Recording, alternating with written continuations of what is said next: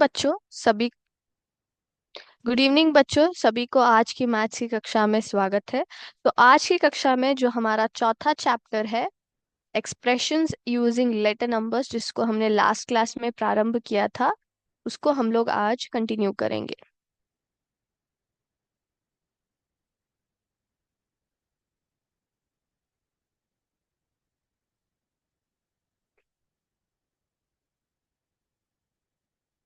तो last class में जो है हम लोग कुछ अलजेब्रिक एक्सप्रेशंस को सॉल्व कर रहे थे, है ना। तो उसी को जो है हम लोग अभी कंटिन्यू करेंगे। If m is equal to -6, then then 3 into m+1 is equal to 19। तो m की वैल्यू हमें दी गई है, m की वैल्यू क्या है, -6 है। और हमें अलजेब्रिक एक्सप्रेशन क्या मिला है, 3 into m+1 is equal to 19, है ना।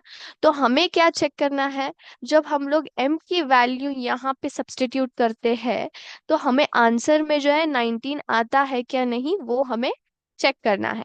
ठीक है, तो let's let's start. 3 into -6 +1 is equal to 19। यहाँ पे मैंने डबल ब्रैकेट्स का उपयोग किया है, क्यों?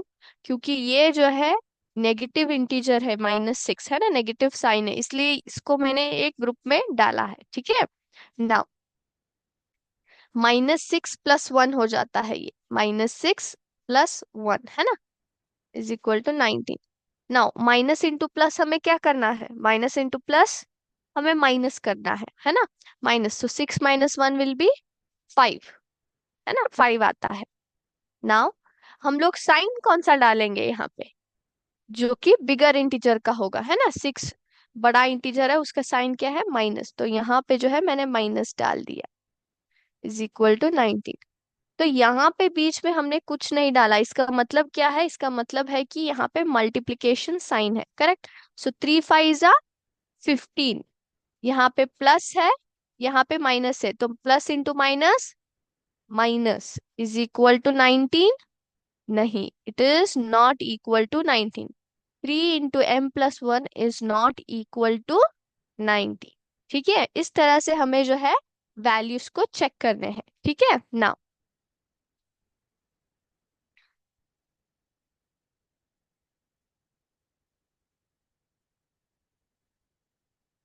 हमेशा जब अलजेब्रिक एक्सप्रेशंस आप सॉल्व करते हो तो ब्रैकेट्स का और साइंस का हमें जो है ध्यान रखना है। ठीक है, now the second one we will do. If f is equal to 3, g is equal to 1, then 2f - 2g is equal to 2। Let's check then. 2f, f की वैल्यू कितनी दी गई है, 3 है, फिर g की वैल्यू 1 दी है। तो f और g की वैल्यूज हम लोग सब्स्टिट्यूट करके चेक करेंगे कि ये जो वैल्यू है इक्वल टू 2 आता है क्या नहीं। सो 2, f की वैल्यू कितनी है, 3, माइनस g की वैल्यू कितनी है, 1, is equal to 2। 2 3 = 6, minus 2 1 = 2, is equal to 2। 6 - 2 कितना आता है, 4। यहाँ पे 2 आया, इट इज नॉट इक्वल, है ना। ये भी जो है वैल्यू नॉट इक्वल आ रहा है। ठीक है, okay.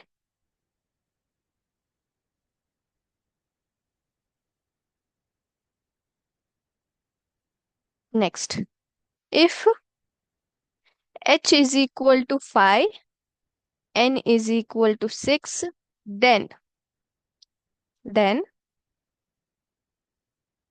h - 3 - n is equal to 4। तो यहाँ पे h की वैल्यू कितनी है, 5 है, n की वैल्यू है 6। यहाँ पे हम लोग h और n की वैल्यू सब्स्टिट्यूट करके चेक करेंगे कि इक्वल टू 4 आता है क्या नहीं। सो 5 - 3 - 6 is equal to 4।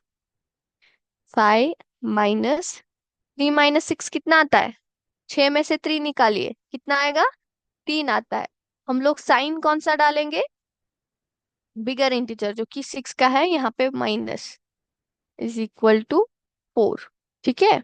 Now 5 minus into minus becomes what, +3 is equal to 4। 5 + 3 is 8 is equal to 4, है कि नहीं? It is not equal. फिर से जो है हमारा आंसर क्या आया है, नॉट इक्वल, है ना। तो इस तरह से जो है हम लोग यहाँ पे वैल्यूज को जो है हम लोग एग्जैक्टली करेक्ट है क्या नहीं, हम लोग चेक करते हैं। जब भी एक्सप्रेशन की वैल्यूज दी जाती है तो हमें यहाँ पे हम लोग वैल्यूज, जो भी वैल्यूज दिए जाते हैं उसको एक्सप्रेशन में सब्स्टिट्यूट करके हमें देखना है कि वैल्यूज जो है करेक्टली इक्वल होते हैं क्या नहीं। ठीक है। यस। अब हम लोग बात करेंगे,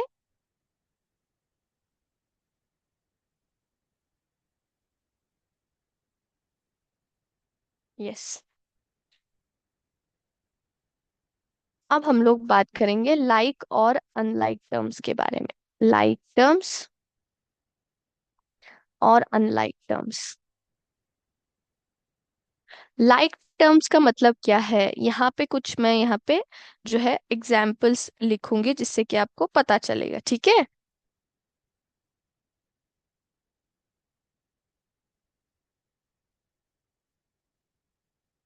तो यहाँ पे आप क्या देख रहे हो, यहाँ पे जो है अगर आप ऑब्जर्व करेंगे तो यहाँ पे नंबर्स अलग अलग है, 5, 10, 12, 13, और यहाँ पे कुछ नहीं, मतलब 1 है। ओके। तो यहाँ पे नंबर्स अलग है, लेकिन जो लेटर्स अगर आप देखेंगे तो हर जगह क्या है, सी ही है कि नहीं? सी ही है। इसका मतलब क्या है, इसका मतलब ये है कि जहां पे आपको सेम लेटर नंबर्स दिखते हैं उन टर्म्स को हम लोग क्या बोलते हैं, लाइक टर्म्स बोलते हैं। यहाँ पे भी आप देखो 12n - 4n है, यहाँ पे भी n है और यहाँ पे भी n है, तो ये दोनों क्या हो गए, लाइक टर्म्स हो गए। तो जब भी लाइक टर्म्स रहते हैं तब आप इजीली जो है एडिशन और सब्ट्रैक्शन कर सकते हो। अगर लाइक टर्म्स नहीं है तो आप एडिशन और सब्ट्रैक्शन नहीं कर सकते। ये बात आपको ध्यान में रखनी है। ठीक है। So the expression that involves letter same letter numbers are called like terms। ठीक है। या फिर हम लोग set of terms भी बोल सकते हैं। Set of terms having same letter numbers, same letter numbers are called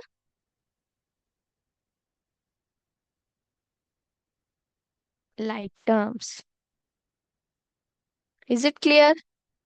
अब हम लोग अनलाइक टर्म्स के बारे में बात करेंगे।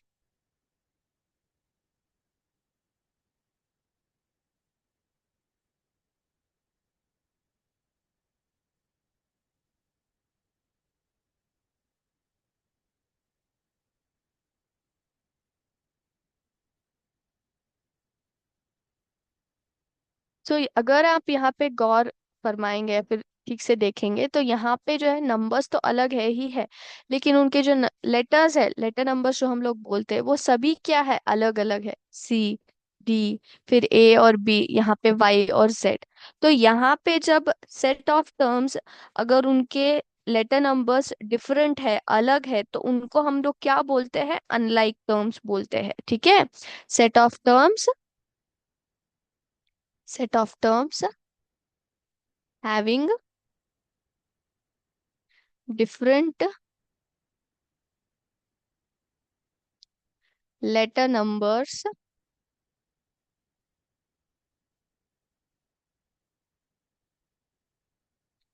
are called unlike terms। उसको हम लोग क्या बोलते हैं, अनलाइक टर्म्स बोलते हैं। ठीक है। आप चाहिए तो इसको नोट डाउन कर सकते हो, मैं आपको 2 मिनट का समय दूंगी। ठीक है। तो आप जो है इनको नोट डाउन कीजिएगा।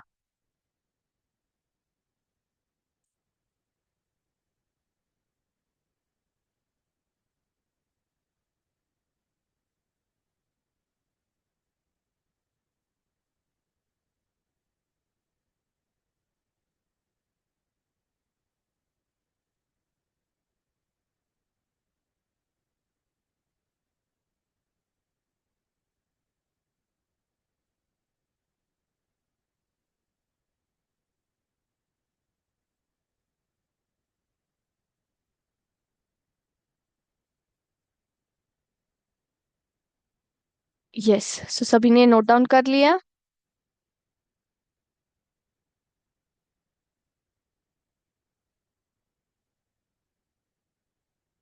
All right. तो यहाँ पे हम लोग छोटा सा एक जो है एक्टिविटीज के ऊपर लाइक और अनलाइक टर्म्स के बारे में सॉल्व करेंगे, ठीक है?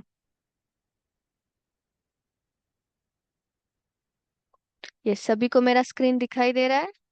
Let's start. ओके। तो अगर आप यहाँ पे ध्यान देंगे तो यहाँ पे कुछ एल्जेब्रिक टर्म्स दिए गए हैं। लाइक टर्म्स और अनलाइक टर्म्स में हमें जो है उनको डिफरेंशिएट करना है, ठीक है? 2y एंड 99y, ये क्या है? दोनों तरफ y है, लेटर नंबर्स जो है सेम है, तो ये लाइक टर्म्स हो गया, ठीक है? 17y एंड 17x, यहाँ पे जो है लेटर नंबर्स सेम नहीं है, तो नॉट लाइक टर्म्स या फिर आप अनलाइक टर्म्स भी बोल सकते हो। Next, 5x to the root 5 है ना, एंड 7x 5 है यहाँ पे, मतलब जो है ये क्या है, ये दोनों तरफ अगर आप ध्यान देंगे तो 5 ही है ऊपर, है कि नहीं? उनका जो वैल्यू है ऊपर की तरफ यहाँ पे जो है 5 ही है, तो ऑब्वियसली ये दो जो है लाइक टर्म्स बन जाते हैं, लेटर नंबर्स जो है सेम है।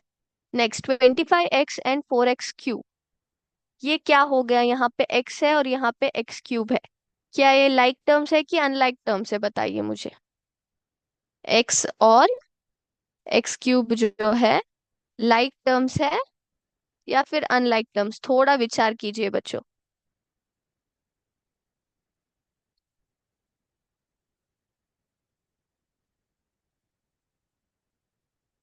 यहाँ पे जो है x के ऊपर कुछ भी नहीं है और यहाँ पे है, मतलब ये दोनों जो है अनलाइक टर्म्स होते हैं, ठीक है? Now 3x and 13y and 45xy, मतलब 3x 13y और 45xy, ये तीनों जो है नंबर, उनके लेटर नंबर जो है अलग अलग है। अलजेब्रिक एक्सप्रेशंस या फिर अलजेब्रिक टर्म्स अगर आप देखेंगे, तीनों के तीनों जो है उनका लेटर नंबर्स तीनों अलग है, एक में एक्स है, एक में वाई है, और दूसरे में एक्स और वाई दोनों है। तो यहाँ पे अगर एक्स वाई अगर आप कंसिडर करेंगे तो इसमें एक्स है ना, लेकिन उसके साथ जो है वाई भी है, तो इससे भी नहीं घुल मिलता है, वो इससे भी नहीं, ये टोटली अलग है, तो इसलिए हम लोग इसको अनलाइक टर्म्स बोलते हैं, ठीक है? Now, x and 2x, x सिर्फ एक्स, मतलब यहाँ पे कुछ भी नहीं है नंबर, वो इसका अर्थ है कि 1x है वो, तो हम लोग वन हम लोग डिस्क्राइब नहीं करते हैं अलजेब्रा में, सिर्फ जो है उसका लेटर नंबर जो रहता है ना, सिर्फ उतना ही हम लोग लिखते हैं। तो x एंड 2x, यहाँ पे भी x है और यहाँ पे भी x है, तो ये लाइक टर्म हो गया, ठीक है? Now 22x and 10x square, ये क्या है? ये फिर से अनलाइक टर्म हो गया, यस और नो? एक minute.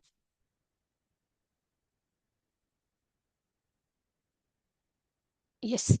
Now 5x square and 24x square, दोनों जगह एक्स स्क्वायर है, तो ऑब्वियसली ये लाइक टर्म्स हो गया। 33y एंड 33xy, ये क्या है? फिर से अनलाइक टर्म है ना, क्योंकि एक तरफ y है और दूसरी तरफ xy है। 2 and 2x, it is unlike term, क्योंकि लेटर नंबर है ही नहीं वहां पे, यस और no? Now 5x and 5x square, ये क्या है? ये जो है अनलाइक टर्म है, एक तरफ x है, दूसरी तरफ x स्क्वायर है। नाउ x³ एंड 3x³ ये क्या है? लाइक टर्म है, क्योंकि दोनों तरफ जो है x³ है, लेटर नंबर्स सेम है।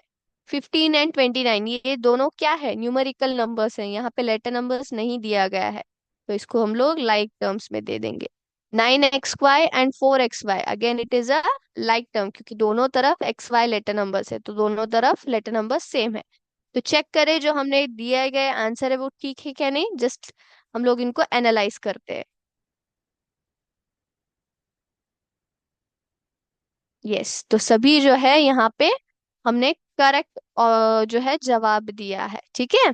नाउ, सो अभी हम लोग जो है, आई होप सभी को लाइक और अनलाइक टर्म्स का जो डिफरेंस है पता चल गया है, ठीक है? अब हम लोग जो है नेक्स्ट टॉपिक की ओर जाएंगे।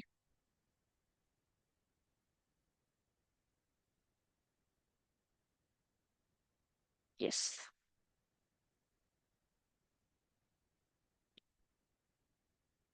अब बारी आती है सिंप्लीफाइंग दी एल्जेब्रिक एक्सप्रेशंस के बारे में, simplification of algebraic expressions.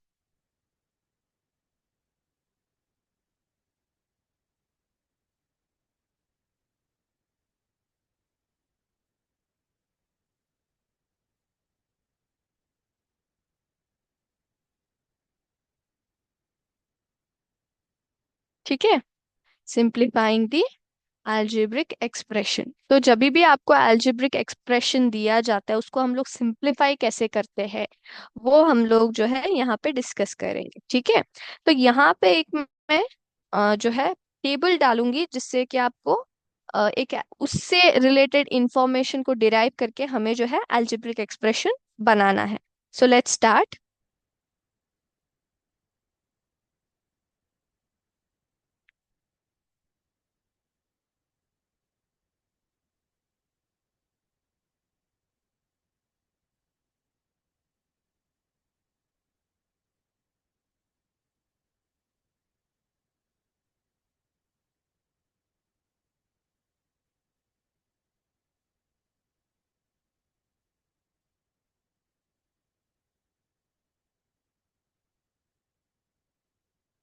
Yes, जो आप ये टेबल देख रहे हो ना बच्चों, ये क्या बताता है कि ये डे 1 है, डे 2 है और डे 3 के दिन पेंसिल इतने बेचे गए। डे 1 के दिन पेंसिल के कितने मतलब प्रोडक्ट सेल हुए, पेंसिल कितने सेल हुए, 5 पेंसिल को उन्होंने फर्स्ट डे में बेचा है, सेकेंड डे में उन्होंने 3 पेंसिल्स बेचा है और थर्ड डे पे उन्होंने 10 पेंसिल्स बेचा है।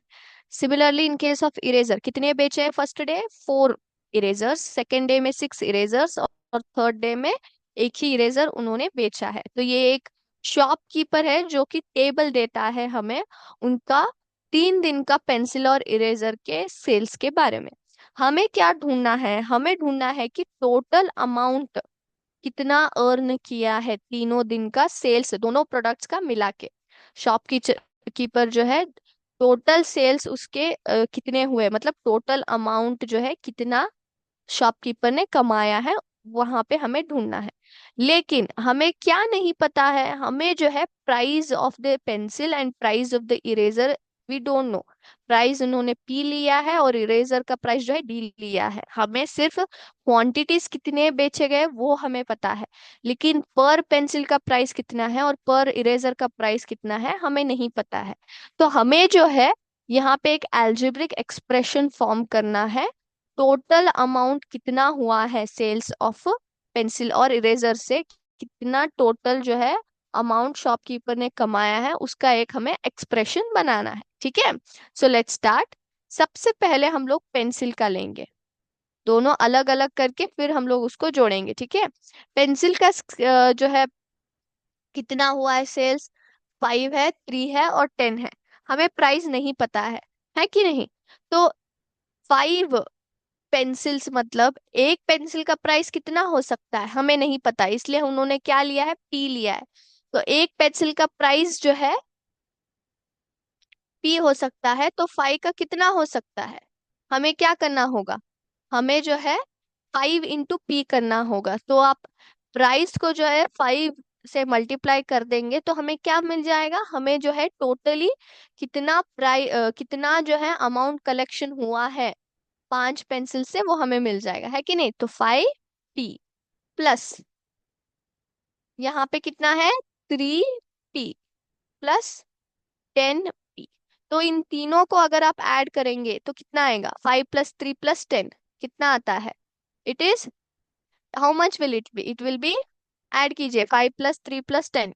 अगर आप ध्यान देंगे तो मैं क्यों एडिशन कर रही हूँ, क्योंकि तीनों तरफ जो है पी है, मतलब लाइक टर्म्स है, तीनों टर्म्स क्या है, लाइक टर्म्स है। अनलाइक होते तो हम लोग नहीं कर पाते ना, तो लाइक टर्म्स है।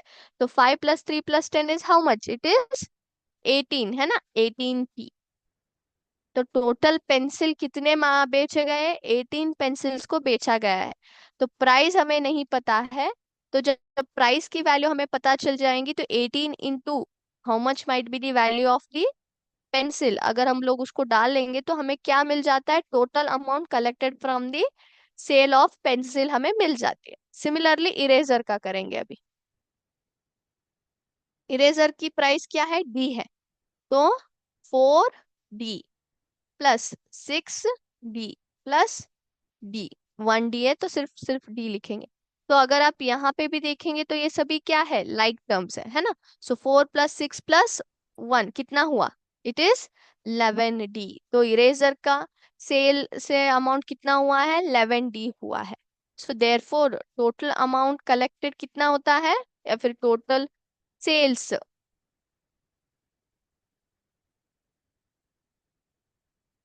कलेक्टेड बाय शॉपकीपर, है ना, कितना आएगा, इट इज 18P + 11D, है ना। तो अज्यूम कर लेते हैं कि P जो है ना, पेंसिल का प्राइस 10 रुपीज है और इरेजर का प्राइस 5 रुपीज है। तो सिंपल हम लोग क्या करेंगे, 18 × 10 + 11 × 5, है ना। 18 × 10 सा कितना आता है, how much is the value of 18 × 10, it is 180 + 11 5 = 55। तो इन दोनों को ऐड कीजिए, कितना आता है अमाउंट, 180 + 55,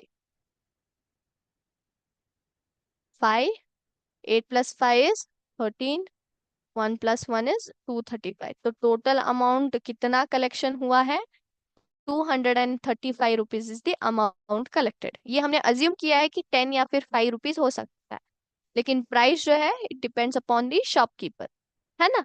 तो आप क्या कर सकते हो, सिर्फ इस एक्सप्रेशन को लेकर आप वैल्यूज यहाँ पे मैं फिर से चेंज कर सकती हूँ। अज्यूम की प्राइस जो है 20 रुपीज है पेंसिल का, और इरेजर का जो है 15 रुपीज। तो डायरेक्टली यहाँ पे जो है मैं वैल्यू सब्स्टिट्यूट करके ये दो स्टेप्स में पता कर सकती हूँ। हर बार मुझे ये पूरा स्टेप करने की जरूरत नहीं है, मुझे सिर्फ ये एक्सप्रेशन जो है 18P + 11D is very important. तो यहाँ पे हमने क्या किया, इस पूरे डेटा को हमने एक सिंप्लीफाई वे में एक एल्जेब्रिक एक्सप्रेशन में हमने लिख दिया। यहाँ पे इतने सारे टर्म्स थे एल्जेब्रिक टर्म्स, उनको सिंप्लीफाई करके सिंगल टर्म्स में हमने लाके यहाँ पे जो है एक सिंप्लीफाइड एल्जेब्रिक एक्सप्रेशन हमने लिख दिया। तो इसको हम लोग क्या बोलते हैं, what it is called as simplified form of algebraic expression. Simplified form हम लोग बोलते हैं जब सिमिलर टर्म्स को हम लोग कंबाइन करके एक साथ लिखकर जो है हम लोग रख देते हैं, है ना। तो इसको हम लोग अगर आप देखेंगे तो लाइक टर्म्स को पूरा हमने एक तरफ किया, है ना, फिर जो है दोनों को एक साथ मिला के लिख दिया। इन दोनों को हम लोग ऐड नहीं कर रहे, क्यों बताइए, क्योंकि यहाँ पे अनलाइक टर्म्स है, ये दोनों अलग अलग है। तो इसको जो है प्लस के मदद से हम लोग अलग करके एक सिंप्लीफाइड फॉर्म में लिख रहे हैं। ठीक है, इज इट क्लियर। तो इसको हम लोग क्या बोलते हैं, सिंप्लीफिकेशन ऑफ एल्जेब्रिक एक्सप्रेशन हम लोग बोलते हैं, ठीक है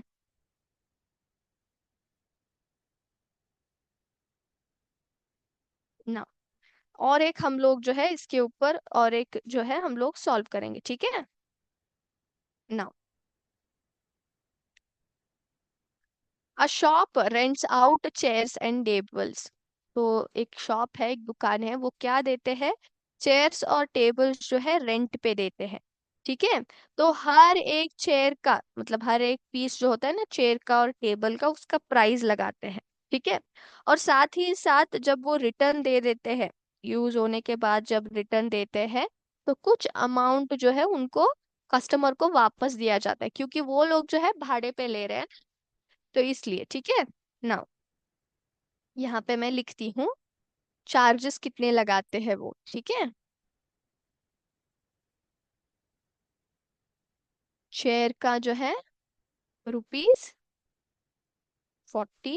और टेबल का जो है ₹75। सिमिलरली जब रिटर्न चार्जेस कितने हैं, मतलब रिटर्न जो है अमाउंट कितना करते हैं वो, चेयर का जो है ₹6 वापस देते हैं कस्टमर को पर पीस, ओके। और टेबल का जो है ₹10 वो लोग वापस देते हैं। तो हमें क्या जानना है, हमें जो है total amount paid at the beginning and total amount paid after, sorry, total amount paid at the beginning हमें देखना है, और total amount one gets back after returning the furniture. मतलब शॉपकीपर टोटल अमाउंट कितना शुरू में कितना ले रहा है और बाद में कस्टमर को कितना लौटा रहा है वो हमें देखना है, ठीक है। सो सबसे पहले total amount at the beginning हम लोग देखेंगे।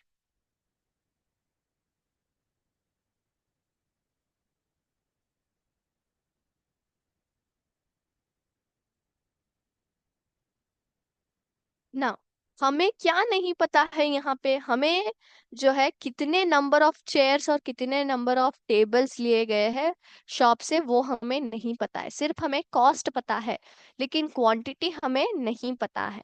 तो क्वांटिटी अज्यूम कर लेंगे कि एक्स की चेयर की जो है एक्स है और टेबल की जो है वाई है, C is equal to X and table की जो है वाई है, हम लोग अज्यूम कर लेते हैं, ठीक है।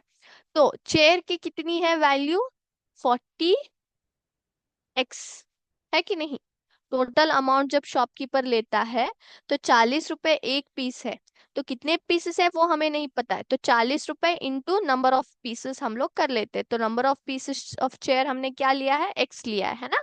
सो 40x, इसको हमें क्या ऐड करना है, टेबल के चार्जेस ऐड करने। तो नंबर ऑफ टेबल्स हमें नहीं पता है, वाई हमने लिया है, लेकिन अमाउंट हमें पता है वो क्या है, 75 पर टेबल। तो 75 इंटू वाई कर लेंगे तो हमें क्या मिल जाता है, एट द बिगिनिंग जो है इतना अमाउंट जो है कौन ले रहा है, शॉपकीपर ले रहा है ना। Total amount given back to the customer, total amount return हम लोग ले लेते हैं, कितना रिटर्न किया है। ओके, तो एक पीस के लिए कितना है, 6 रुपए। तो चेयर्स हमें कितने लिए पता नहीं, तो ये 6x प्लस 10y, तो ये जो है इतना अमाउंट शॉपकीपर ने वापस लौटाया है। अगर मुझे जानना है कि टोटल अमाउंट कस्टमर ने कितने पे किया है, तो हम मैं क्या करूंगी, टोटल अमाउंट पेड, सबसे पहले उसने कितने पे किए थे बिगनिंग में, 40x प्लस 75y, है ना। ये अमाउंट जो है कस्टमर ने बिगनिंग में पे किया था या फिर शॉपकीपर ने कलेक्ट किया था, है कि नहीं। तो उसमें जो है अगर मैं टोटल अमाउंट रिटर्न को सब्ट्रैक्ट करूंगी तो मुझे क्या मिल जाता है, total amount paid by customer और else total amount received by the shopkeeper, दोनों का अर्थ यही होता है, वो हमें मिल जाता है। तो total amount paid in the beginning, शुरू में उन्होंने कितना अमाउंट पे किया था उसमें से अगर हम लोग रिटर्न अमाउंट को लेस कर देंगे तो हमें total amount paid by the customer मिल जाता है, यस और नो। यहाँ पे मैंने सब्ट्रैक्शन क्यों डाला है, क्योंकि ये बिगनिंग का अमाउंट है और ये जो है आखिर का रिटर्न्ड अमाउंट है, तो दोनों को अगर हम लोग एक में से दूसरा सब्ट्रैक्ट करेंगे तो हमें क्या मिल जाता है, total amount paid by the customer. समझ लीजिए कि चेयर्स जो है 10 लिए गए हैं और टेबल जो है, सॉरी, चेयर्स जो है 10 लिए गए हैं, समझिए, 10 नहीं 20, और टेबल जो है 5 लिए गए हैं, समझिए, ठीक है। नाउ 40 एक्स की वैल्यू कितनी है, 20 प्लस 75 इंटू 5